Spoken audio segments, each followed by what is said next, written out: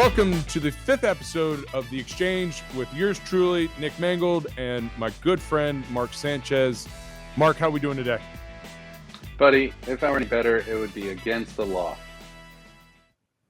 I see what you did there. See, by the time you were gone, we had a coach here that would say, if I were any better, I'd be you. Which was always an interesting play. So when you didn't say that, it threw me for a loop. I'm sorry. I stole that from my dad. I don't know if I believe it, but I'm going to say it till it's true. All right. It works. All right. So draft extravaganza. I think that it's always interesting, when you're in this time of year, you always get people's draft stories, you get draft feelings. It's all, the NFL's done an amazing job of being able to take something that seems so boring and make it into something as big as it is. What were your feelings going in the draft? Like, yeah, I mean, you were special quarterback. Like, you knew you were going high, right? I had a pretty good feeling. I had a funny story about Seattle talking about drafting me the night before the draft and feeling good going into draft day. But I'm curious what Elijah's going to say about that. So I'm going to save part of that for there. But yeah, hold on. Speaking of Elijah, we have our first ever in-studio guest today on this episode. That's Elijah right. Vera-Tucker will be with us. So little spoiler alert for those out there. It's going to be awesome. Really looking forward to it. In studio, in the flesh. In the flesh. Shaking hands. I got to make it out there for one of them. Let's go. I know. I want to come in. Could you imagine if we did it from like a couch and just like snuggled the whole time? Ooh. Whoa. Yeah. So I wanted to touch on something you said about the NFL because I went back randomly and was watching a 30 for 30 on from Elway to Marino, the draft story, and seeing the way the old draft worked with Pete Rozelle and I think it was like the Marriott or the Sheraton in Times Square in Manhattan. And like there were some fans up top and like a bunch of reporters and stuff, seeing it like that and then seeing it today and how far it's come. And whether it's the draft, the schedule release, the whatever, it's a year-round deal. Free agency, it's become this thing that the NFL has wanted and capitalized on every possible moment. I went to the draft this year in Vegas and it was incredible. I thought they nailed it. I thought the Jets nailed it, much like when they drafted you, when they drafted me, in my humble opinion. I thought they did an excellent job. But what's funny is as soon as you get drafted, what people don't realize is that next week is kind of a weird lull, because if you're a first rounder, even some second rounders, like you'll go to the city, do your press conference, and then you have like this void for like 6 or 7 days, and then rookie minicamp. So you can't really go to the facility. And if you're coming from Southern California like I was, then you go all the way to New York and you just got to like sit around for 7 days. I get Leon Washington, Chauncey Stuckey, and Jericho Cotchery and Dustin Keller to come catch balls, to come catch passes and stuff during the week, like randomly with some rookie kid. And I'm staying at the W in Times Square because the Jets were putting me up there and they had just flown me out. So like for a week, I'm working out at the W, eating like pizza in Times Square, seeing Broadway shows, and I'm a Jet like when I practice with these guys, but I haven't met the rest of the team. Then I go to rookie minicamp and don't throw to any of those guys.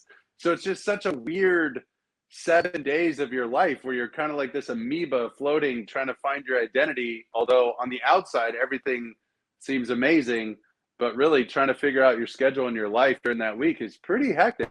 And it's not what people think. Yeah, it sounds terrible. You know what I did after I got drafted? I went to class. You were still at school. Yeah. But I did take, when I got drafted, you know how rookie minicamps are typically like the weekend after the draft. So you have like that little law that you're talking about. For some reason, the Jets that year, our rookie minicamp was the second weekend after the draft. So I know 2 weeks of school.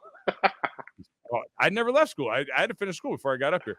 But I so it ended up we came up to New York anyways that weekend and just spent a weekend in the city, thinking like, oh, this is amazing, this is awesome. I can't wait to be up here.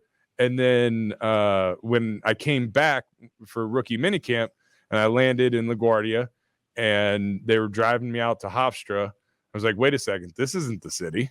Like, this is where are we going? Like, there's no tall buildings out here.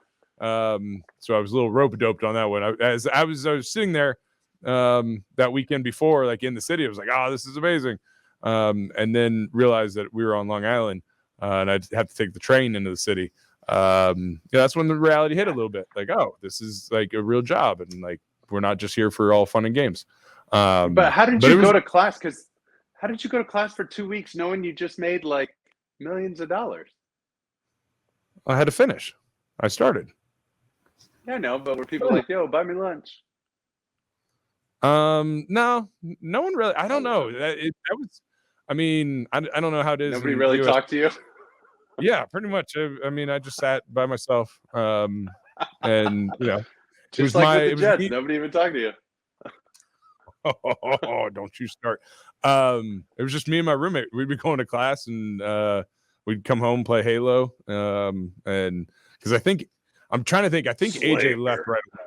No, AJ didn't leave either. He finished as well, so he went his rookie minicamp up in Green Bay, and then came back because I think back in the day there used to be a rule that like if you were still in school, like if it was a quarter system instead of semester, like you weren't allowed to come up until after finals to be there. Yeah.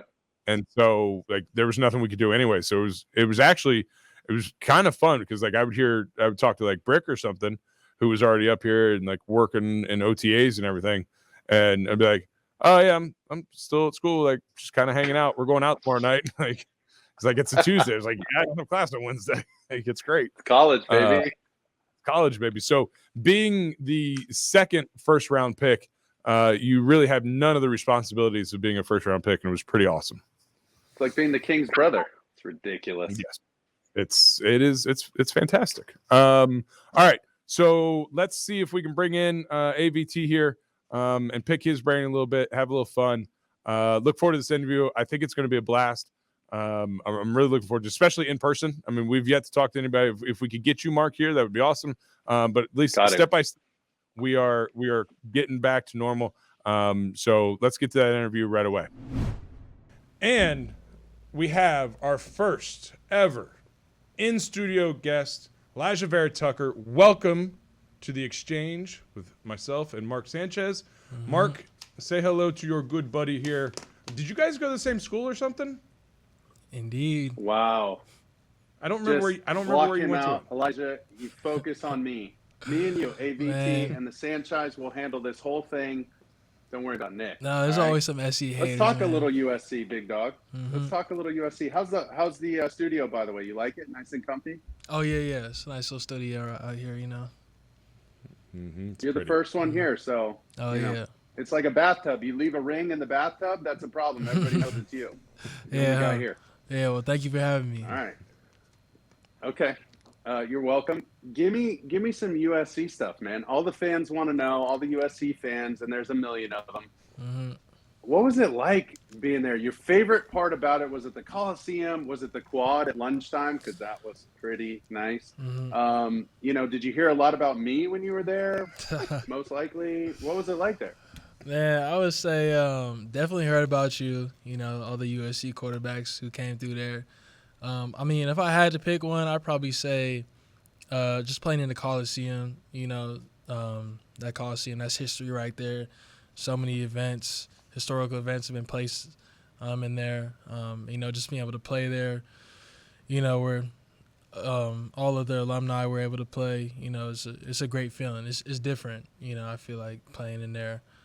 So I say that, and obviously, the facilities were cool, the campus was great. I mean, you just can't beat LA, so why not come to USC? Yeah. Mm-hmm. And you were there with the new facilities. I was there with like the leaky pipes in the locker room and the rats running around if you left your loop out and your dirty laundry. But I got to know,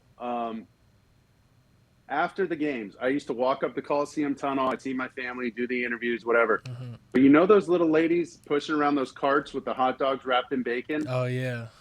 Did you ever get a couple of those heart attack dogs on the way out of the Dang. stadium? Because I used to grab 2 of those. You know I had to get me a Like few hammer of those things before I went out with the boys. Oh after yeah. games. Yeah, that's a prime meal Oh. right there. That's a prime meal. You know, you gotta have one of those. I'd probably say like every other game. You know, you stop and get one. You can't have one every weekend though. You know, but I did. yeah, no, those are some heat though. Victory dogs, baby. Yeah, yeah. Oh Lord, Mark, you and hot dogs. Let's not get started back up on that. We're talking draft and everything that goes into it. You're getting picked 14th overall. You obviously have no idea. Can you kind of give me a little bit of what your draft day was like, how you spent it, you know, what was going through your mind, those emotions as the day approached and, you know, as you got picked? Yeah. No, it was actually cool. You know, I went up to Napa with the family. You know, we had a big Airbnb, so, you know, all the family came out. Yeah, so it was real nice. You know, I just tried to take my mind off of it. You know, I didn't watch no TV. I was really just playing video games with the family, you know, staying on social media. And, yeah, I mean, draft happens. You know, it takes so long for your name to get called. I feel like even if you're, like, you know, a top 10 pick, you know, once it happens, it's a great feeling. And then, you know, just I didn't even really realize that the Jets traded up to get me in the moment. But, you know, after, my pops was like, yo, they traded up for you. I'm like, I mean, I guess they did, you know. So, I mean, that was a great feeling. You know, I thought I was going to go somewhere like Minnesota or something. But, you know, I'm happy to be here. And, you know, it's a real blessing. And, you know, that's something, you know, I'll never forget, as well as other people, you know, who get drafted. So, yeah. You know, you talk about waiting 14. Some of us had to wait till 29. But, you know, I'm not bringing that up. Yeah, it's a long process. Shut up, Mark. What was that like, right, Elijah? Oh my God. Shut up, Mark. So I don't know if you experienced this, Elijah, but so when they called, so I knew for a fact from the night before, right? Seattle was going to take me at number 4 overall. Yeah. Seattle comes, the pick comes and goes. They take Aaron Curry out of Wake Forest, linebacker. And I was like, what the hell? And I got all my family there. We're like locked in on the draft. We didn't go wine tasting into a video game tournament like you. We were focused, all right? Yeah, all right. So I walk out of the room and nobody would come talk to me because they knew I was pissed. And so I'm sitting in the room with my dad and I see the 201 area code and I was like, Dad, that's Jersey. And he goes, I know, answer it. I said, Dad, that's Jersey. That could be the Jets. And he goes, okay, pick up the phone before you miss the call, right? So I get the call and I get drafted. Like it all happens in that room, just me and my dad, which was an accident because we had 50 people. You know how us Mexicans roll, dog. We roll in packs, so we got the whole place The whole packed. family in there, yeah. And yes, the abuelas and the tios and the tias, everybody, yeah. bro. So the only people I forgot were those ladies making the hot dogs. But no, you should. I come back in the room and we had to reenact everything. We had to like fake the call for ESPN and the TV and all that. Did you have to do any of that? Like the fake it and act a little bit? Yeah. So what happened was like I got the call and then I'm on the phone and like everybody's like talking. I'm like, yo, can you guys like be quiet? Because like everybody's in the living room. I can't hear what they're saying. And then like after I got the phone, I'm like, yeah, it's the Jets. And then, you know, everybody starts going crazy and everything. So that was real cool. And then they were like, yeah, so can you reenact that when they show it on TV? And I was like, I guess so. I mean, we're going up twice, I guess. So that was cool. That was really cool. All right, so you're in Napa. It feels kind of weird, though. But well, hold on. I got more important stuff, Mark. Shush. You're in Napa. And did you have a favorite wine while you were out there? Mark and I go back and forth on this all the time. I wasn't really a wine drinker, I'd say. Okay. Until this off season, you know, me and the wife, we would head up to Napa a couple times, went wine tasting. But I'd say I'm kind of a rookie to it, so I like the dessert wine. You know, it's more sweet. So yeah, if I had to pick one, I'd probably say that right now. All right. But you know, like I said, I'm a rookie, so you know, I feel like we're gonna have to break you in. So, so you get drafted. What was your first experience here in New Jersey, New York? Did you come out before rookie minicamp? Was it straight rookie minicamp? Give me that lay after you get drafted. And you're like, all right, what now? Yeah. So after I got drafted, it's funny because COVID like was still a thing, and the year before they didn't fly they didn't fly anybody out. So I'm thinking, okay, COVID's still going on. That's why we're in Napa. But then they're like, yeah, so we're going to have you hop on a flight. And I was like, okay. So, we had to go back to Oakland, get all our stuff, and fly to Santa Rosa, which is like an hour away from the house. So that was a whole hassle. Then we got here, met everybody. And then you come back like a week later for rookie minicamp. And after that, you kind of stay for OTAs. But it was funny because I didn't know that the facility and even the stadium wasn't in New York. Okay. So I'm like, we're all flying, we're on the plane, and I'm like, yo, like, Mom, look, that's New York. I'm like, yo, that's the stadium right there. Then we land, and we're in Newark Airport. And then they take us like all the way out here to Florham Park. I'm like, yo, where are we going? So I didn't know, everything was in New Jersey, but it's cool out here. It is kind of nice out here. Yeah. So, Mark, you enjoyed your time out here, right? Oh, I love my time out there, but yeah, it was different. Realizing that you're not right in the middle of the city, and I guess in some ways that's good. No, it's Get a definitely little space. Yeah, it's definitely a good thing. We're about let's say an hour from this city. Mm-hmm. So it's not hard to get into, if you have like a driver. No way I'm driving into the city. I don't do that. Oh, it's so much fun. No. Oh, Nick used to take No. Nick used to take me in his helicopter. He was big time, so Big time, huh? he kind of hooked it up. Hell yeah. Really? Because it was your Right house over traffic. that we took the helicopters from. It just landed right in the backyard. Just two big ballers, get the privilege to talk to you right Just now. Nah. Old school stuff. Okay, I got one for you. You got an awesome gift from your QB, Zach Wilson, or I think you call him Z-Dubs. Is that what you call him, Z-Dub? Yeah, Z-Dub.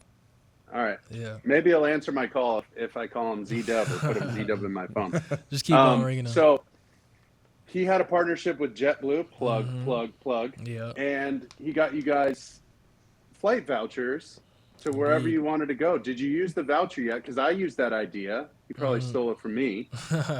Way back when. They were still flying airplanes back then, if you can believe it. But we got that gift for Nick Mangold and the 5 blocks of granite that were in front of me when I was a rookie. How was that gift? Did it surprise you at all that Z-Dub would be so generous? And where did you go? Yeah, so I haven't used them yet, but I plan on going to Jamaica soon. Yeah, so I've never been there. It's great. I just got back. Oh, yeah? Where'd you go? Spring break. Didn't you just go, Nick? Yeah. Right around Montego Bay. Okay, yeah. So I'm going around there, too. You got to go to the Glistening Waters. Glistening the Luminous Waters? Lagoon. Yeah, afterwards yeah. I'll get it to you. Because Yeah, text me that. Oh, my God. It was awesome. Like the algae, Wow. it's bioluminescent algae. If you ever saw Moana, that'll give you a chuckle. Yeah. And like you're swimming in it. It's nighttime. Like it just glows. That's too far down. Yeah. So I Nick glows anyway if he swims at night. Yeah. Well, it's the toxins. I won't get into that. Yeah. So Mark was very generous and he was a great gift giver. So I'm glad that Zach is following those lines. Yeah. Did you have any other? Did you have the rookie moment where you're like, I'm here, I'm in the NFL, and like this all just hits me that I'm here, like I belong in the NFL. Did you ever get hit with that? Was it training camp, maybe a game, something anywhere, maybe even a practice? Like you're just, oh shoot, I'm in the NFL. Yeah, I wouldn't say I had a moment where I felt like I belonged here because I felt like I worked for this opportunity, so I should belong in the NFL. But I'd say it really just hit me. Probably the first game, to be honest, because I didn't have any preseason games, so I didn't even play in the crowd yet. But I mean, that was like really cool, just seeing the NFL logo everywhere, and I don't know, just being in the Panthers Stadium, that was really cool. But I feel like everybody has their own moment when it hits them, and for that, it was me, and I was just like, I didn't even really know what to think about, to be honest. Like I just, you had to take it all in. So the best part is you'll never forget that. Mark, what was yours? You remember yours? I think that first preseason game we played against first or second one at home against the Rams, but I remember going through my cadence, and I think Rob Turner was in. I don't even know if you were in, but I went through the cadence and my mouthpiece fell out right on the ground as I was like, set hut, and boom, my mouthpiece flies out, and I was like super embarrassed, and the linebacker started laughing at me. Yeah, that's tough. And I go pick up my mouthpiece, and I was like, damn, that's embarrassing. Mhm. And then I dropped a dime to Clowney, like our first play. And I probably wouldn't have thrown that go ball. I was probably going to check it down, but I was like so kind of like pissed off that I got, embarrassed during the cadence that I was like, screw that, dude. I'm throwing it downfield, at least going for something. Hell yeah. So yeah, that was weird. It was a weird one, a little different than college for sure. But is there anything last year, Elijah, that any player that you either look forward to playing against or after you had played against them, you're like, damn, that dude's a real one, or that guy's like, wow, I've always watched him play, or he's bigger than I thought, he's faster than I thought, or yeah, he's a chump. I built him up a little too much. Yeah, no, if I had to pick one dude, actually, I'm going to go with two dudes. I'm going to go Fletcher Cox, because, we practiced against him in the Not little. No, not little at all. No, that's a big man right there. But we practiced against him in the joint practices we had. And then I knew we were going to see him again, so I was excited about that. But, he's a dog, so that was crazy. I mean, just 'cause I've just, seen him play in the whole Super Bowl and everything like that. And then another dude, who's the other dude? I can't remember the name right now. I don't know why I'm blanking, but, yeah, Fletcher Cox, that was definitely one of them. I was like, yo, this dude's really lining up across me right now. I got to, put my game on. So that was really cool. All right, let's go. Did you call an emergency double team, or did you just take him on Heck your own? no, man. We don't do that around here. Yes, we do. All right, enough of this serious football Squeeze, stuff. squeeze. All right, so word on the street is you're a really good singer. There's rumors going around town. Who said that? I've heard these things. Thank you, Okay. Nick. Not you, but did you know that Mr. Sanchez was on an episode of The Masked Singer? Oh, where are you now? 2 episodes. 2 episodes. Okay. Sorry, he didn't tell me, so I didn't get to watch. Okay. Is there any chance that at some point we can get a sing-off between the two of you? I mean, we can do that, definitely. Done. We're not doing it right now because Yeah. I don't want to hear Yeah, more. not today though, because I'm. Oh, yeah, you got to have it in person. Yeah, you know, we got to have a couple I judges. got to get my vocal coach and everything. Oh, yeah, do you? Well, he was on The Masked Singer. I mean, that's yeah, he's kind of a big yeah. deal, Okay. unfortunately. That's All right. really cool, though. I didn't know that. That's quite an experience right there. Thanks, man. It probably was. He still It hasn't. really was. He still hasn't told me about really it. I go. I went to the Super. I go out for Super Bowl week in LA, and I don't even see him. He didn't. really? Wow. He didn't even come say hi. So anyway, all right. For every guest that we have, the last little bit that we do is like a rapid fire question type thing. All right. So just when it gets to the top of your head, you just hit it. All Let's right. do it. I'll start off, and we'll start with what is your favorite type of pizza? Margarita pizza. Ooh, margarita. Nice. Keep it classy. Take it. Your favorite place to vacation? I say we're in Mexico with the family. Ooh. Yeah, it's Acapulco. Andale. Yeah, that's the spot. Love it. Favorite music artist? Ooh, that's a tough one. I say either G Herbo from Chicago, rap artist, or Larry June from the Bay Area. All right. Top 2 right now. Perfect. Okay. Sneakers or sandals? Ooh, I say sneakers. You could do more with them, but I'm a big sandals guy too. I was gonna say you're wearing can't sandals lie. right Yeah, now. I'm wearing sandals. I wear these sandals Same, every day same. to the facility. I have to be comfy. Mm-hmm. But yeah, Please don't show your feet that's again. a big sandal guy right there. My bad. Yeah. Rex is gone. We're safe. Now we have to edit this. Thank you. All right. Pancakes or waffles? Pancakes, definitely pancakes. They're very versatile. Blueberry, chocolate chip, banana, whatever you want. Actually, Lakin Ooh. Thompson just hit me up. He said you put like caramelized candy in your pancakes. And he said that's fire. So, I mean, I'm gonna try that one day. You know, I have Tomorrow to sounds now. like a good day. It really does. Awesome. Thank you so much, AVT, for coming in, Yes, being sir. our first ever in-studio Yeah. guest. Mark will be better next time, I promise. Thank you so much. I appreciate you taking the time. Yeah. And I'm glad you USC boys could connect up. Yes, sir. Thank you guys for having me. Of course. All right, bro. Good luck. Stay healthy. All right, yes, sir. Fight on.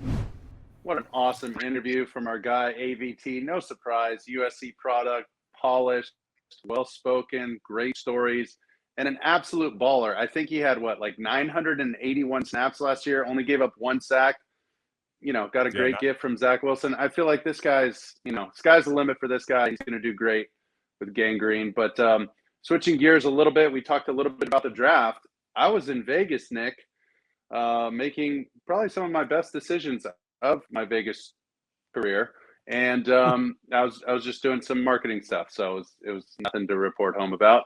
But you were across the pond. You were in London with, promoting the New York Jets in the United Kingdom. What's going on over there? Tell me about it. Yeah, it was a lot of fun. So I had the opportunity to go out to London. We did our 4th round, 111th pick from the top. It was the view from the Shard, and the Shard is the tallest building in London. Nice. It's not what you think, Mark. Don't laugh. And it's not Big Ben either. And so it was a lot of fun. It was great being out there. Like have you ever played in London? Never. All right. So I got to play there in 2015, and then I was back over for when the Jets played the Falcons in last October 21. And so it's been pretty neat. Been able to pop back and forth to London here and there, which is, it seems like it's a crazy flight, but it's really not that bad. And so it was a lot of fun, and being able to do the different food content.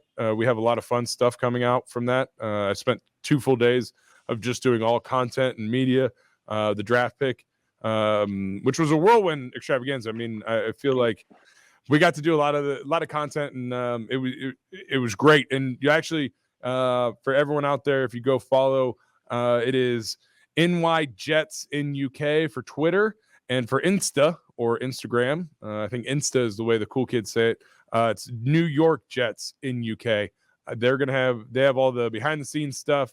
They're going to put out some original content throughout the year, and it's pretty neat. Like, so, as the NFL broke up the international marketing rights, the Jets were awarded in the UK, and so I think there's going to be more done there throughout the years with different players, different activities, parties. We had a draft party Friday night, which was a lot of fun. Got to hang with some fans, and the passion in London is fantastic. I don't know if you have plans to get over there anytime soon, but the NFL passion is pretty neat. I remember when I was over there in 2015, it was almost like, it was like a kid who gets a shiny new toy and like, this is awesome, I love it, but I have no idea how to play with it. And so I felt like that was a little bit. And then, fast forward to 2021 and being at the game, the fans are in tune to the gameplay, still have that enthusiasm. So I think it's only going up from there. So it's pretty neat.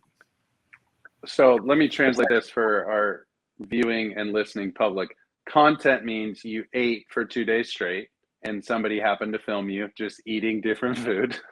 and then you announce the draft pick. So the rest of the time you're just partying with your new United Kingdom friends.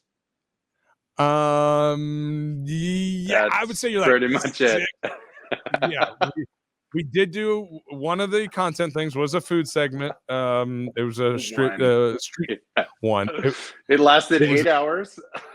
It was all my meals. I did take a picture of my last meal in London, so I feel like I felt weird doing it, but I had to. It was a beautiful pie. It was delicious. And pie does not mean what you think it means in London, sir. Like a shepherd's pie you're talking? No, this was more of like a chicken pot pie.